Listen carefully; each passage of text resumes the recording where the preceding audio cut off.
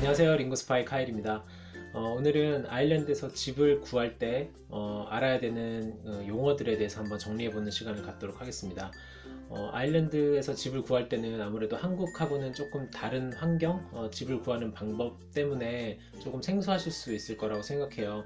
그리고 또 예를 들면 한국에서 집을 구할 때도 용어들에 대해서 알아야 되잖아요. 뭐 흔히 한국에서 사용하는 집 구하는 데 관련된 용어들 같으면 예를 들면 뭐 전세, 뭐 월세 이런 말이 있을 수도 있고 보증금 뭐 이런 말들이 있잖아요. 그러니까 아일랜드에서도 같은 의미로 또 아일랜드 사람들은 집을 구하고 빌리고 할 때 과연 어떤 용어들을 사용하고 또 그 용어들은 한국말로는 어떻게 해석이 되면 좋을지에 대해서 한번 하나씩 짚어보는 시간을 갖도록 하겠습니다. 우선 첫 번째로 알아야 될 사항이 바로 렌트라는 용어예요. 렌트는 크게 두 가지 의미가 있는데요. 첫 번째 의미는 말 그대로 집을 빌리는 거 자체를 렌트라고 해요. 그래서 나 뭐 어느 집을 렌트를 했다, 언제부터 언제까지 렌트하기로 했다, 그래서 그런 의미의 렌트가 있고, 또 두 번째 의미로는 집세를 말해요. 집세. 그래서 너는 렌트가 얼마야? 한 달 렌트가 얼마야? 뭐 이런 식으로 물어보면 그 바로 집세를 얼마를 내는지 그런 의미로 사용되고 있습니다. 랜드로드라는 단어인데요. 랜드로드는 말 그대로 집을 소유하고 있는 집 주인을 말합니다. 그래서 보통 남자분 같은 경우는 랜드로드, 뭐 여자 집주인 같은 경우는 랜드레이디 뭐 이렇게 얘기하기도 하는데, 보통은 통칭해서 그냥 랜드로드라는 단어를 많이 사용합니다. 네, 다음은 에이전시 혹은 뭐 에이전트 뭐 이렇게 부르기도 하는데, 말 그대로 에이전시는 우리나라로 치면 부동산 같은 그걸 말을 해요. 그래서 보통 중간에서 집주인과 그리고 세입자 사이에서 그 일을 대신 처리해주고 하는, 보통은 회사죠. 그런 부동산 회사들을 에이전시 혹은 뭐 에이전트라고 얘기를 합니다.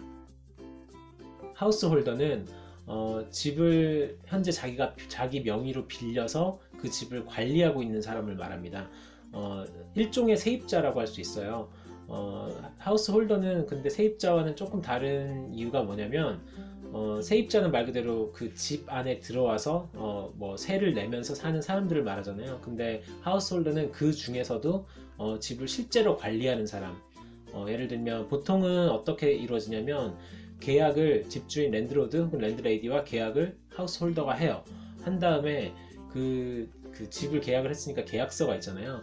그 계약서에 자기 이름이 올라가 있는 거죠. 그래서 그 사람, 올라가 있는 사람이 보통 집을 관리를 하면서, 그리고 새로 들어오는 세입자들을 뭐 일일이 세입자를 들어올 때마다 랜드로드가 관리를 할 수 없는 상황이 있을 수 있으니까, 그럴 때는 보통 하우스홀더가 그런 세입자들을 관리를 하고, 또 세입자들한테 그 각각 렌트비를 받아서 그걸 모아서 이제 랜드로드한테 뭐 월이면 월, 주면 주 이렇게 전달해주는 역할을 하거든요. 그래서 보통 좀 세입자들 중에서 좀 책임을 가지고 있는 사람, 그 집에 뭐 사람 세입자가 드나드는 거라든지 뭐 집을 관리하는 거라든지 뭐 그런 거에 대해서 책임을 가지고 있는 사람을 하우스홀더라고 합니다.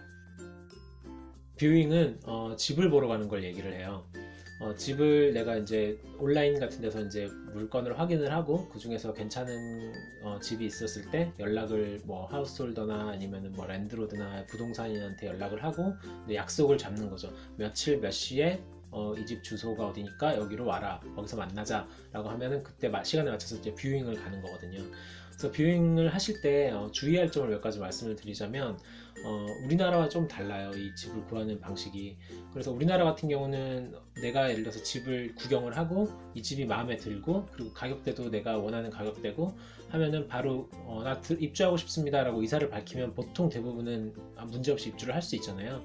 근데 여기는 조금 다른 게, 칼자루가 사실 따지고 보면 나한테 있다기보다는 집주인 혹은 이미 만약에 그 집에 사람이 살고 있고 여러 명이 쉐어하는 집에 내가 들어간다고 치면 그 결정권은 거기 살고 있는 사람들한테 있다고 볼 수 있어요.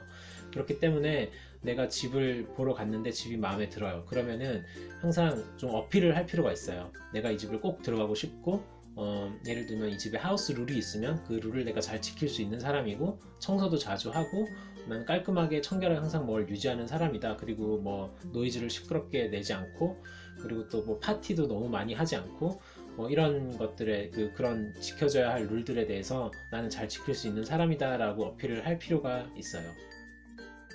컨트랙트라는 말은 계약서를 말해요. 집을 보통 이제 렌트를 하실 때 계약서를 작성을 하잖아요. 그래서 그 계약서 자체를 뭐 컨트랙트 혹은 다른 말로는 뭐 리스 어그리먼트 뭐 이렇게 얘기를 하기도 하거든요.